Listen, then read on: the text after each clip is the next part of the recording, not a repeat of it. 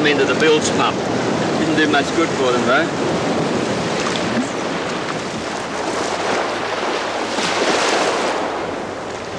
I'm embracing an important part of Australia's early history. This wreck is a sunken time capsule of our past, and the shroud of coral is yet to reveal her secret. Now there are hundreds and hundreds of shipwrecks scattered throughout the Great Barrier Reef. Cannon, anchors and ballast cargo are just strewn across the coral graveyard. And the coral entombs her victims very well. Now marine archaeologists dubbed the Hms Pandora the most significant wreck find in the southern hemisphere. She was carrying 14 of the bounty mutineers who were foolish enough to stay in Tahiti. As she probed for a passage through the Great Barrier Reef, she struck the reef and sunk in 30 metres of water. The Pandora is just one of many significant shipwrecks that we're about to seek out and explore. So come with me on a voyage of adventure and discovery as we seek out these ships in the coral.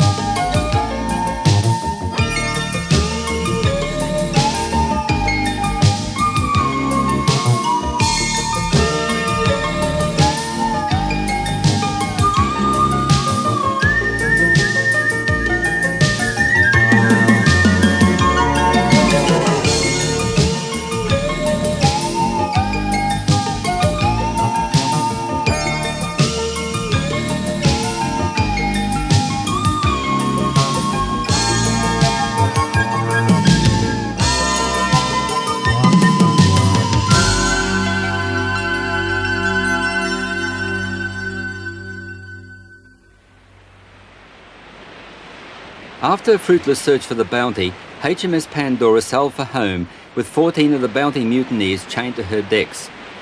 On August 28 of 1791, she approached the Great Barrier Reef and searched for a safe passage through the endless line of breakers. That night, disaster struck.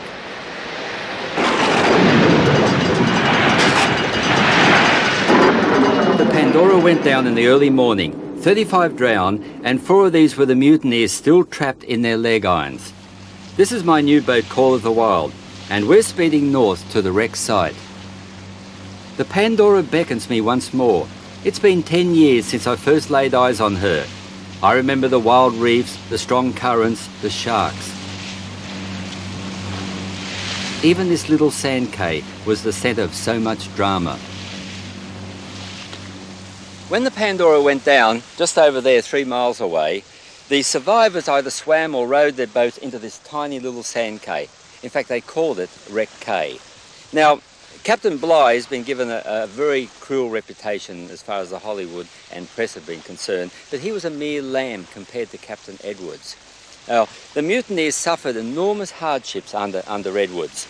In fact, 3 of them drowned in the wreck because he failed to allow the keys to be passed down to them so that they can undo their leg irons.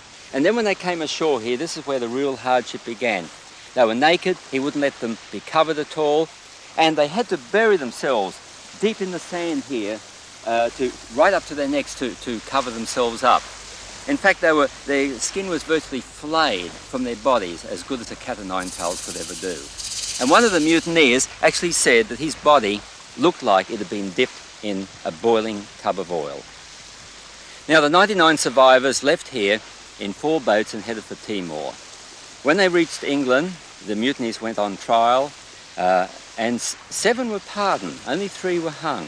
So 7 were actually innocent of the crime, and yet they had to endure this enormous hardship and cruelty from Captain Edwards. And so the Pandora lay out there in a watery grave for 186 years until in 1977, that's when I led an expedition here in search of her.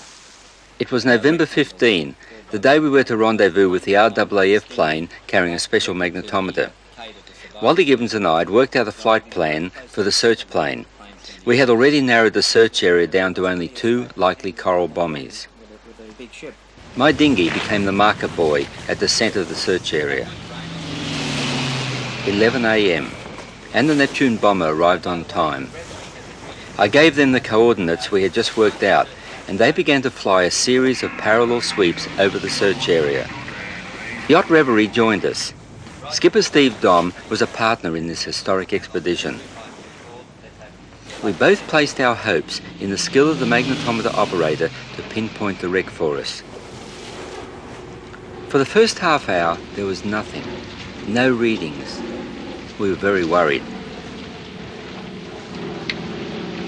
And then on the plane's final leg, the magnetometer needle suddenly jumped. A retro rocket flare was fired to mark the spot, and I knew then the Pandora was down there. We quickly anchored marker buoys over the site before the flares drifted away. The Neptune made another run, recorded a second reading, and dropped a second flare. Now we were very excited. Even the fact that the 2 marker flares were 200 meters apart didn't bother us then. The Neptune's radio operator said, "There's definitely a wreck down there." How easy it all seemed. Now we'll just slip down and have a look at the Pandora. But that was not to be. The wreck was not under or near the marker buoys. It could be anywhere within a 300-meter radius, and that's quite a big dive area when the water is 33 meters deep. We all took turns to dive without any success. The disappointment was crushing. The next morning, I decided to ignore the marker buoys and studied instead the lay of the coral bommy the Pandora must have hit. With the wind from the southeast on that fateful night, and the ship drifting west perhaps 100 meters after she smashed over the reef, I mentally pictured where she must lie. It was here that I dropped my anchor. My nephew Ron Bell was the first to go down, and he swam along our anchor chain to see if I was right.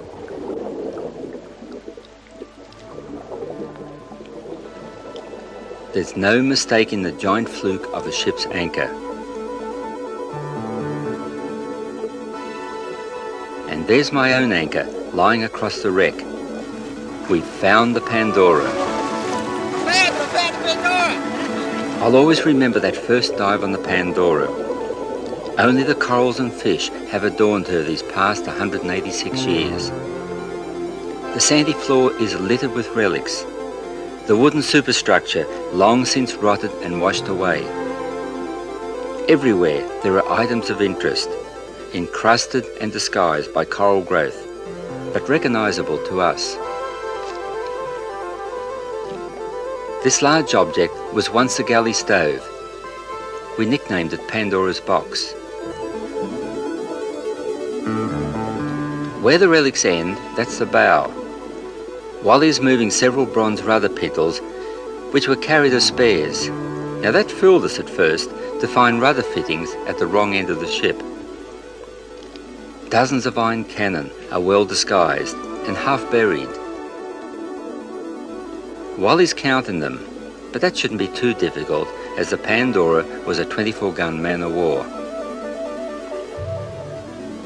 Lynn now makes an exciting find. It's a stoneware water cask. There must be more of these buried under the sand. Time slips by. We've been down here 20 minutes, and there's only 5 minutes left before we run the risk of the bends. Those last few minutes are not wasted. Wally will haul this water cask up after the dive.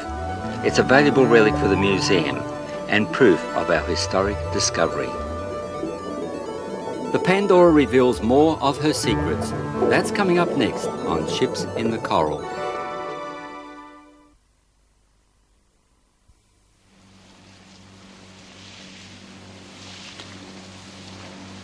We have a rendezvous with the Queensland Museum on board their mothership, Sir Walter Raleigh.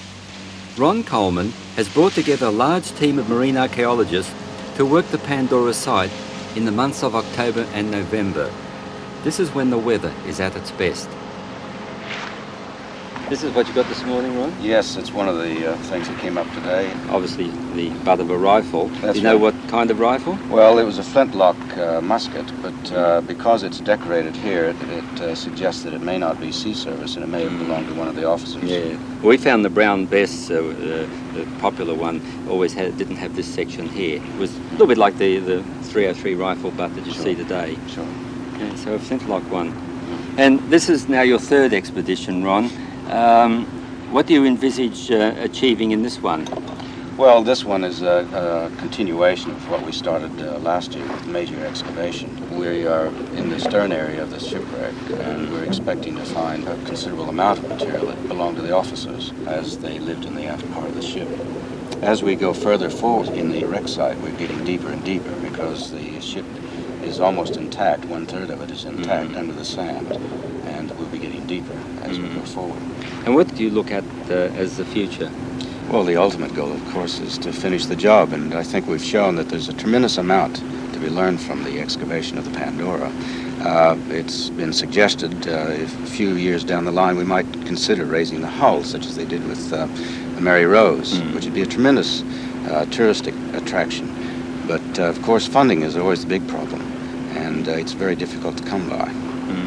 Well, Ron, how do you think the Pandora compares with other shipwrecks in Australia and around the world as far as archaeological significance? Well, I think the significance is twofold. One is, of course, being associated with the mutiny on the Bounty, and that grabs everyone's attention. But the other aspect, of course, is she's one of the best archaeological sites as well, and she's teaching us a tremendous amount.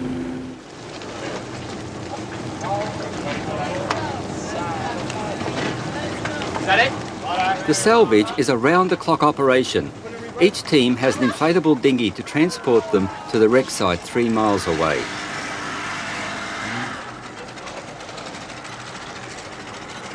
As one team completes their dive, another is waiting to take their place.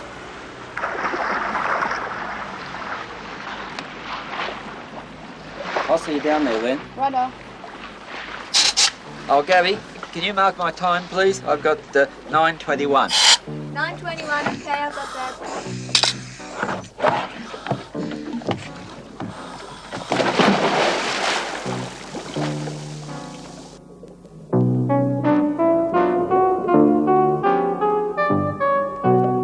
It's busy on the bottom. The wreck has to be measured and photographed before any of the relics are removed.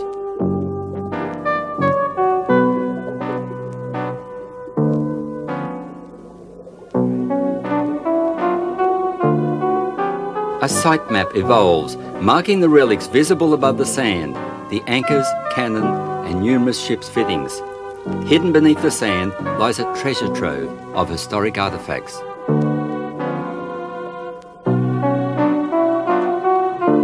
There's another Alibaba-type storage jar. It's identical to the one we salvaged on our discovery day. Teams change by the hour, but the suction dredge never rests. It excavates to a predetermined depth in one square grid at a time.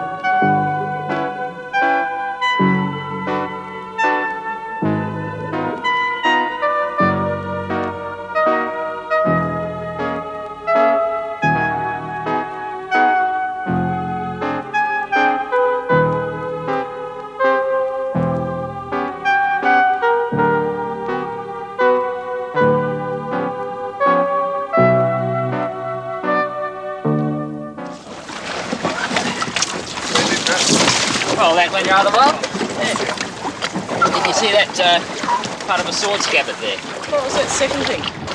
Oh, it's a handle or something or other. Oh.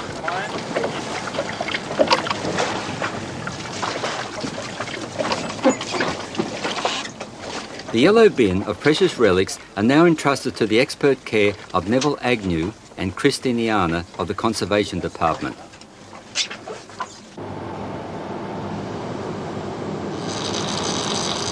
The timber's very fragile, but still sound inside. I think the surface deterioration is quite extensive there. Here's your sword hilt. I've taken a bit of the concretion off the tip there, and you can see the screw head, very worn. Yeah, and the pommel would fit on one end there, but it's gone now. And there's presumably the tang of the sword fitted in there. Yeah. Neville and Graham Henderson conduct a show and tell discussion of the finds after each dive. This sandstone water purifier is a prize find. It's called a dripstone, a standard issue to naval ships in those days.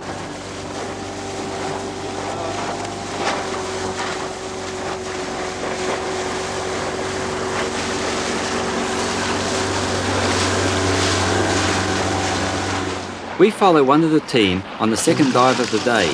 They have only 20 minutes bottom time, and Lady Luck will decide if the thirsty dredge uncovers anything worthwhile on their dive. The position of every relic is entered into the computer. At the touch of a button, we can window in on a close-up of any part of the ship.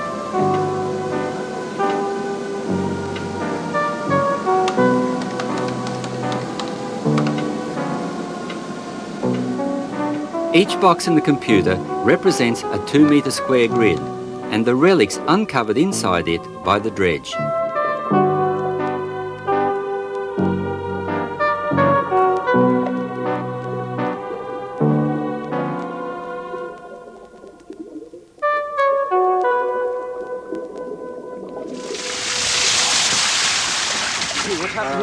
That's nice, Graham.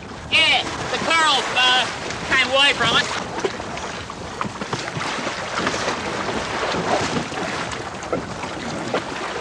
It's not a full wheel. Looks like it's intentional, doesn't it? What do you think it's from? Well, my first bet is that it's from a rope making machine. A rope making? But yeah? So it has nothing to do with the bilge pump, you think? It's going to be a case of looking at the books. Yeah. This museum excavation has really opened up a Pandora's box, but not of terrible woes, but still lots of headaches for the marine archaeologists. Because this wheel is merely a piece, one piece in a jigsaw that they've got to piece together.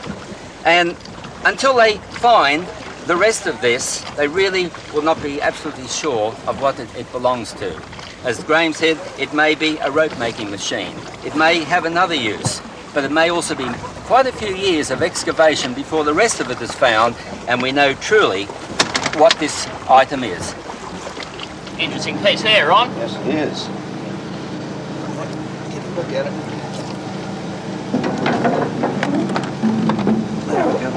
It's bronze? Yeah, nice condition too. A bit of bronze disease coming up there. Yeah. But its function is an interesting thing to speculate on. Well, it's the type of mechanism I would expect to see on something like ship's pumps, and it comes from the right area, and I think it just might be associated with ship's pumps. Conservation of shipwreck relics begins on the seabed, because if we don't take care now, we can do more damage in 5 minutes than the sea has taken 200 years. So these relics from the Pandora will undergo an extensive conservation treatment before they go on display in the Queensland Museum.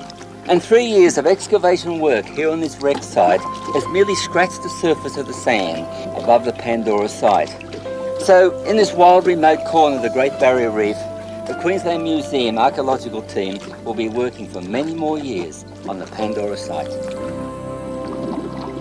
We raise a relic from Captain Cook's Endeavour, coming up next on Ships in the Coral.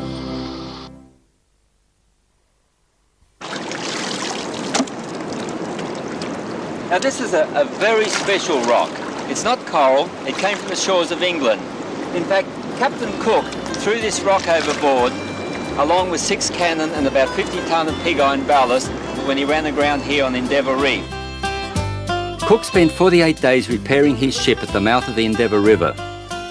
Here they came face to face for the first time with the Aborigines, the kangaroo, the dingo and the crocodile. Now back in 1968, I went out to search for Cook's cannons and I found quite a lot of these ballast rocks here. And I was very excited because I knew that I was very close to the cannon. In fact, I knew that they would have to be just in the southeast direction out here in the surge of the sea. But I swam, I looked for weeks and nothing. And I finally realised that the cannon must be buried deep under the coral and were not visible to the naked eye. And so about 3 weeks later, an American team came in and they were equipped with a special magnetometer which can search out ferrous metal under the coral. And about 3 weeks later they found the cannon quite quickly, but they did find that they were buried 4 feet down into the coral. And for me that was quite a disappointment, because I knew that I was so close to the cannon, and so terribly close, and yet I just couldn't see them. And I learned quite a lot from that first expedition.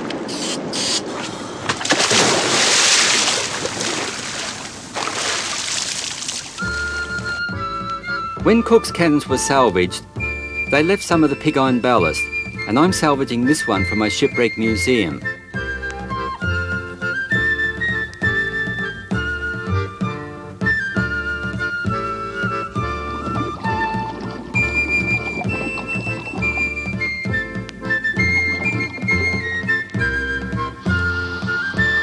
A sheet of lead caught my eye. I knew I'd made an important find.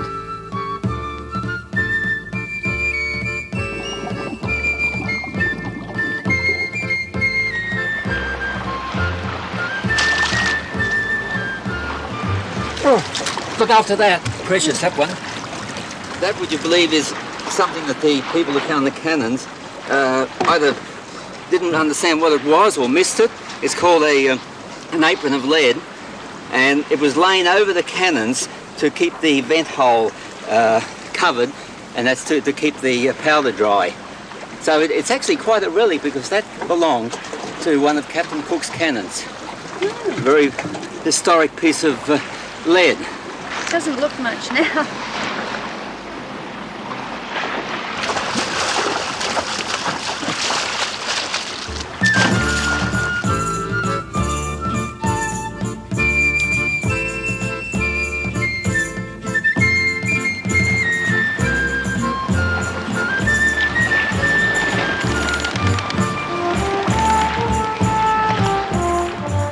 When the ship Marina was wrecked near Raine Island in 1859, the castaways saw another shipwreck, a very old one, for they salvaged a bronze cannon from her which had the name Santa Barbara and the date 1596 inscribed on it.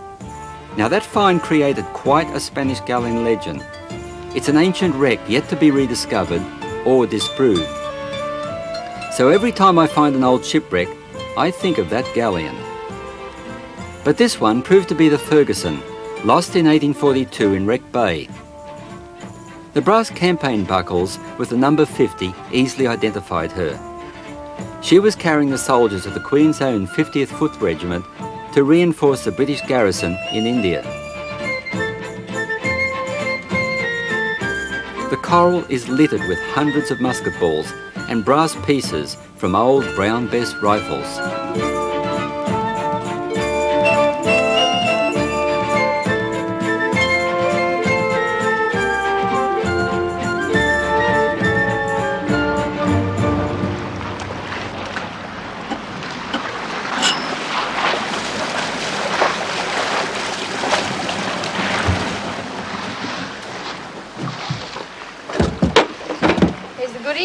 Yeah, quite a lot there. Oh, yeah. These are the really good things. Campaign buckles. Campaign buckles? Yeah. From what? From, well, the 50th Regiment that were on board, they were in the Battle of the Nile. And you can see yes. there's a Sphinx there.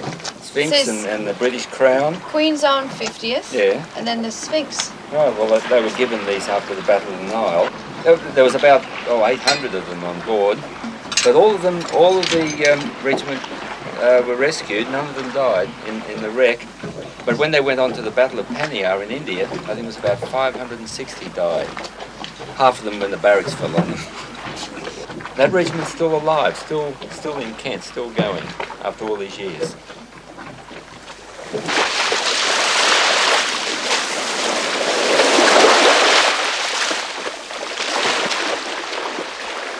An island full of turtles was the castaway's salvation. Next on Ships in the Coral. When we were looking for the Pandora, we found 25 other shipwrecks in this same area. And 7 of those 25 we found on this one reef, Great Barrier Reef. This reef is a navigational hazard because it protrudes beyond the north-south line of the outer barrier reef and has to be skirted for a ship to enter the channel beside Raine Island. It certainly collected a lot of ships in one corner. Nearby Wreck Bay also trapped several ships for the opposite reason. The bay appears from seaward to be a wide entrance. Then the reefs close in. The ship cannot turn in time, and the strong currents set her onto the reef.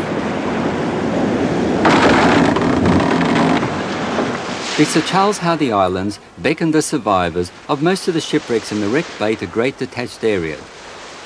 These two islands had no headhunters and a permanent water hole. Oh, gee, Yeah. looks awfully yucky. Green. This is what the castaways all came for. Doesn't look very good, does it? No, I suppose if you were thirsty enough, though. Tastes all right. Tastes as if it's been here for 130 years, so I'll take your word for it. you could survive on that all right. Get your stick. See how deep it is. Yeah, it's quite deep. It's about a metre there. I mean, this thing, water hole's been here for a long, long while. It was marked on the very oldest of charts of Australia.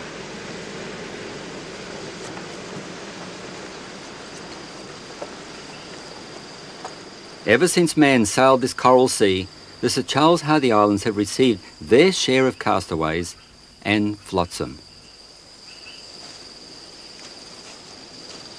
Lynn, over here, look at this. What is it? Oh, it's a cask. Looks like part of a barrel or something. Yeah. Metal in the it's a water cask. There's the wooden plug. That's quite something. It can't be that old though. It can't go way back because it's still in reasonable condition. Pretty good though. Yeah. I wonder where the guy is who brought that in. Oh well, take it back to the dinghy.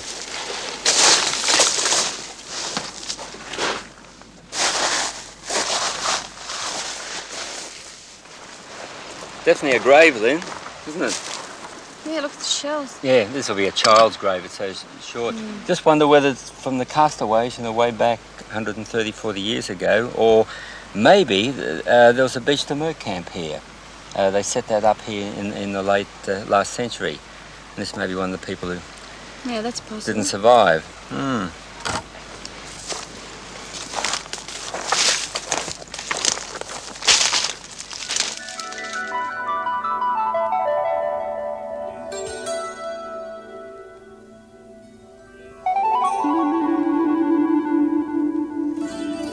Raine Island was another castaways refuge.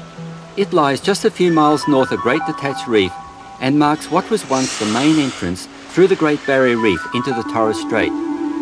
So many ships came to grief in this area. These green turtles are mating and are gathering for the greatest beach assault known to man. For Raine Island is the largest turtle rookery in the world. My sons Dean and Adam join in the fun.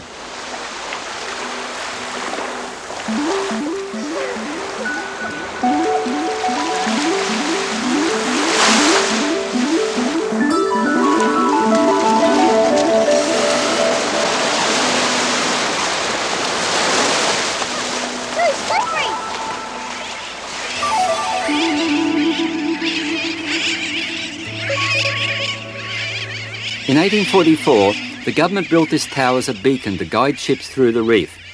It rises 12 metres high and was lined with timbers from a wrecked ship.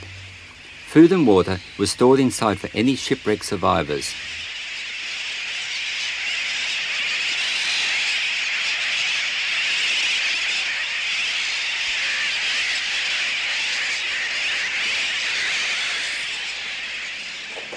Look at all the names. Yeah, just about every person who's come here has scratched their name up on the wall. Look, Dad. Fresh water. 7 feet. Right, that's good. But where's the shovel to get down 7 feet? It's got to be down under here, isn't it? Yeah. I think if you were thirsty enough, you'd just use your hands, wouldn't you, Dean? Oh, there's a frigate bird, a young frigate bird trapped in here. Try and get him out.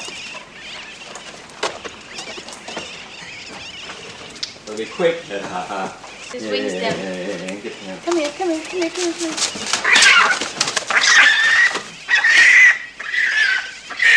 Oh, big bite.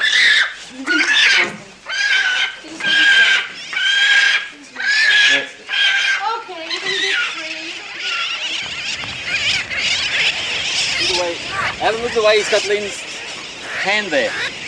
Okay, Bertie, you're free now. Do you want to go, Lynn? No. You ready, Ben? Yeah.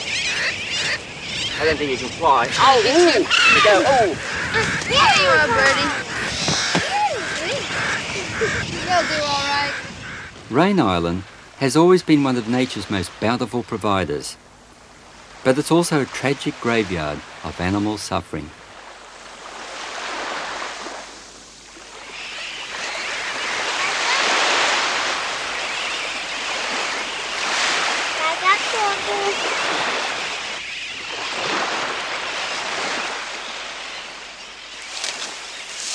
There's a real graveyard here, Dean. Yeah. This would be all the turtles that have died from the last season. Yeah, this is the skull of a turtle. There's one, Adam. Last time we were here, we counted 560 turtles that had died in the one season. There's hundreds and hundreds of bones down there. There sure is. And hundreds turtles were killed. Yeah, they fall off the rock, and they go upside down, and they can't get back onto their tummies again. Dead men tell no tales, but the bones of their ships do. That's next on Ships in the Coral.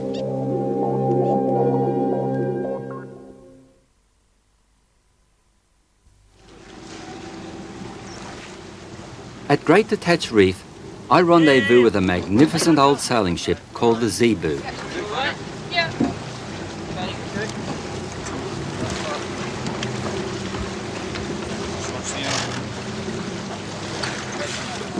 Operation Rally was taking a group of young people on a voyage of adventure.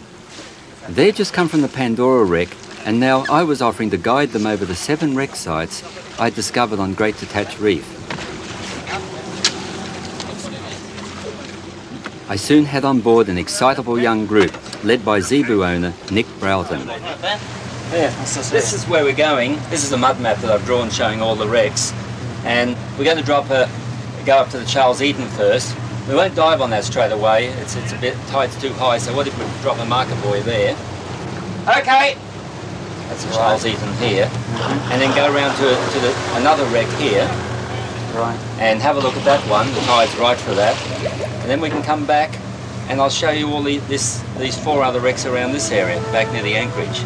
They're better on the dropping tide.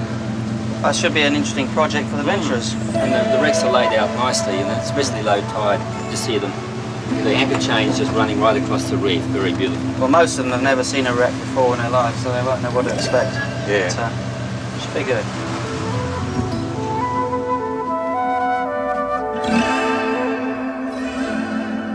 This is the wreck marked here with the anchor chain running across and that big rock just beside it. Can you see the anchor chain across the reef there?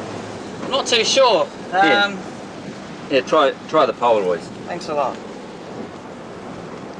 Just there, about 11:30. Yeah, I think I've got it. It's a little dark shape coming towards us. You want to drop a buoy on it? I think that would be a good idea while we can see it. While my enthusiasm for exploring shipwrecks has never waned, it was refreshing to see the excitement generated among these young people as they explored their first shipwreck.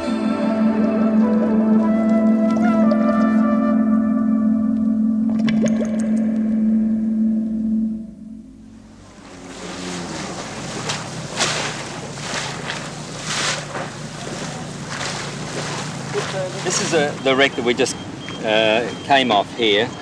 Right.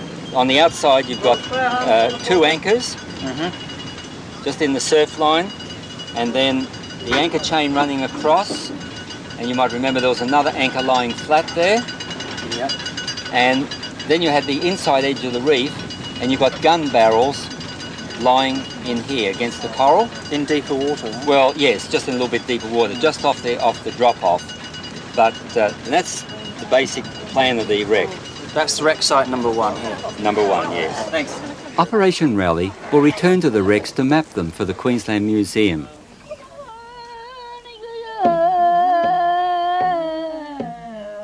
Murray Island now beckons me, for there are legends of Spanish treasures to be investigated on this charming isle.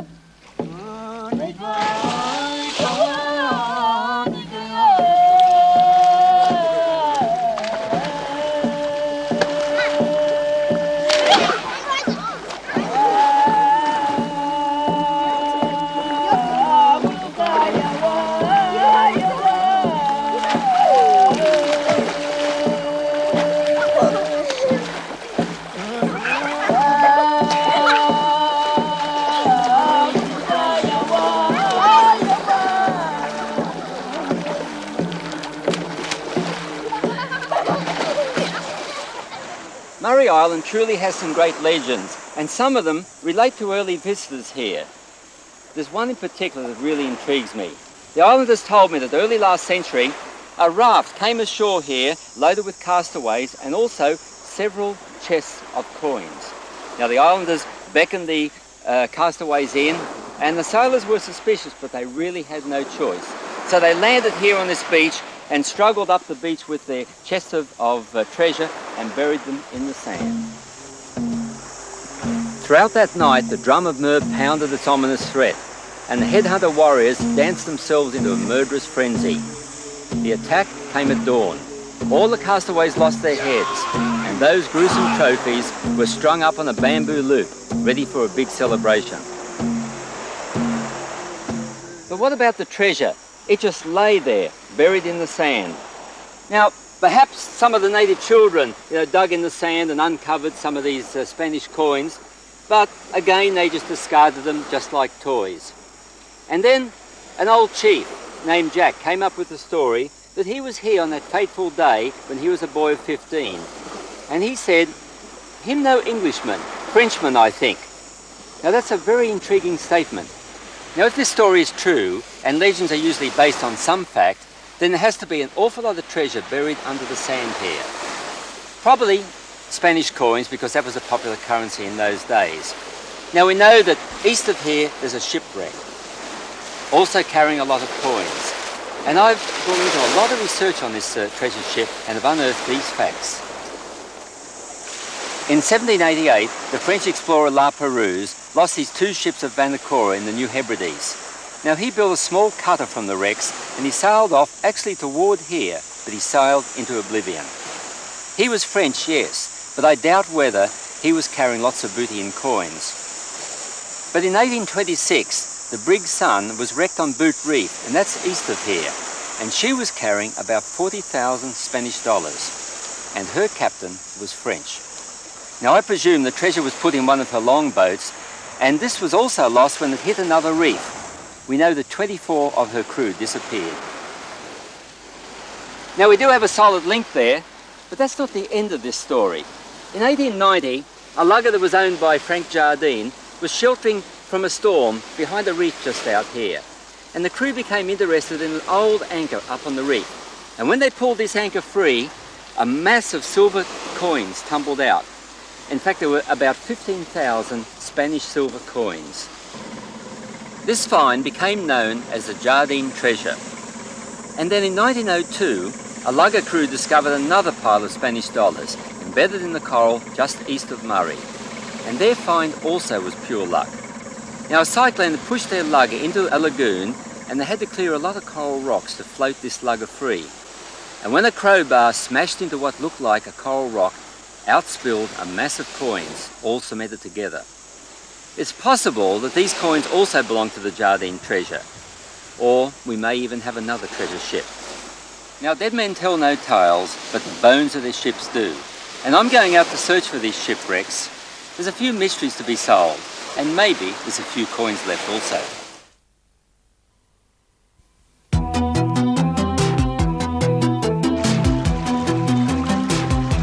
It was only a short passage to Boot Reef, 40 miles out in the Coral Sea, and we're all daydreaming of treasures on the reef.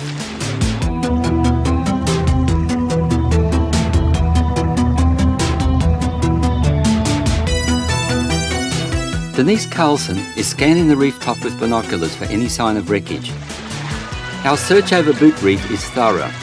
We crisscross the reef top by dinghy, looking for any black lump or a straight line which would tell us an old ship lay in the coral.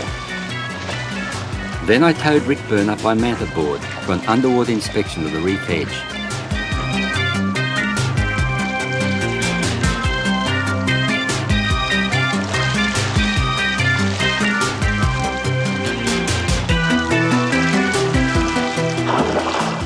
For 2 days we searched, using every technique I knew. The disappointment was crushing. We no longer dreamed of the treasure ship. But we'll always remember Boot Reef for the magnificent underwater scenery and action it had to offer.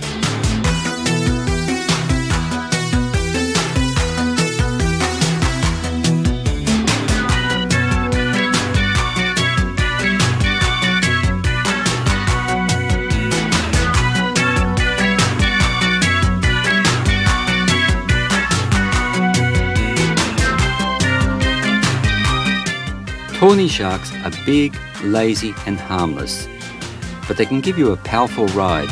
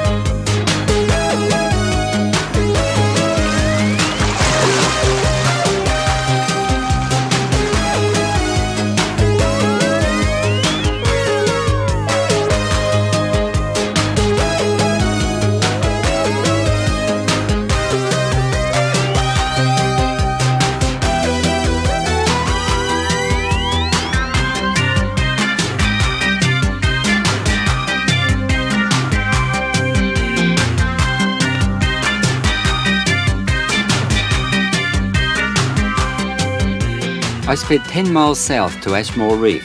It was due east of Murray Island, and therefore a likely location for the elusive treasure ship.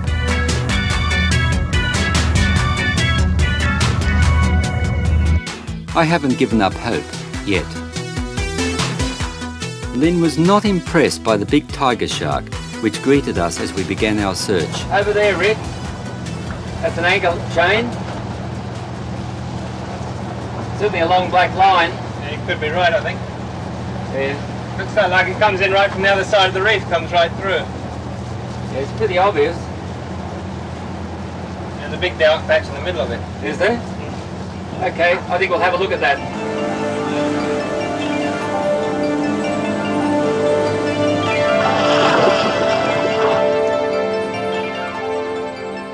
There's no mistaking the anchor chain running across the reef. Is this the treasure ship? Will Spanish pieces of bait lie where the coral tore the bottom out of the ship? Our excitement and expectations run wild.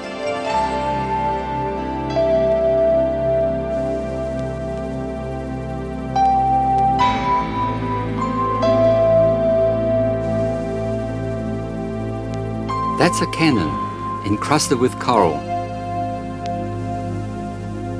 And there's a second cannon, a big one called a carronade. We found a really old ship.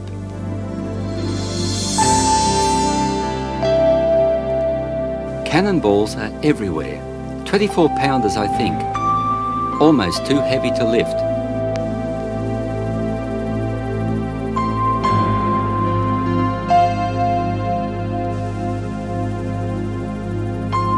Denise has found something. They look like coins, but they're so heavily encrusted with coral, it's hard to tell what currency they are.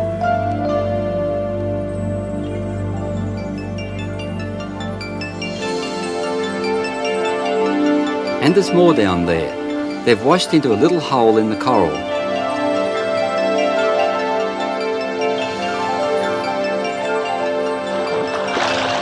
Rick, come over here. We found some coins.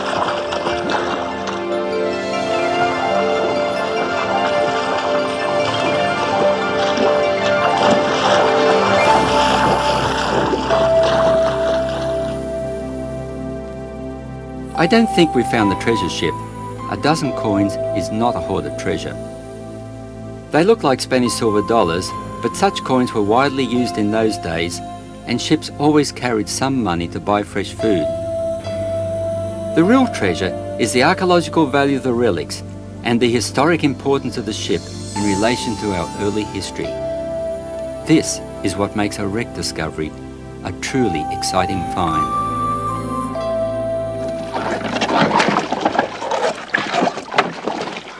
Oh, let me have a look at those. What do you think they are? Oh, probably Spanish. You know, Spanish cogs being round. They could be British crowns, if you're unlucky. This one here, I think it's got marks on it. Yeah. Still see Yeah, that one. Oh, that's a Spanish coin, I'm pretty sure. Anyway, I've got some hydrochloric acid, and you'll be able to clean them up and see. Our search for coins in these shipwrecks is but one of the many treasures revealed in these sunken time capsules of our past.